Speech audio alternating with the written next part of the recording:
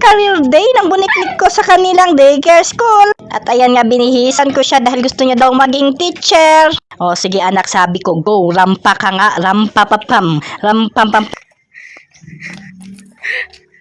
Teacher, namasungit. O yung teacher namasungit. At ayan, napatakbo na siya dahil nakita niya pipila na naman kami pasakay ng jeep. Ayan na siya dahil late na daw siya, ang aking buniknik na teacher. Teacher, are you late? Late ka, teacher?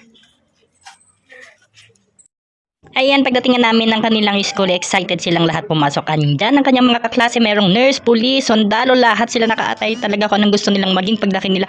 Pati mga magulang excited din ihatid ang kanilang mga anak para nakikita na namin ang kanilang future. O diba, yan ang aming mga little ones for today. Hi! Hi, teacher! Hi, teacher! O teacher, magturo ka na. Nagmamadali na si teacher, late na siya.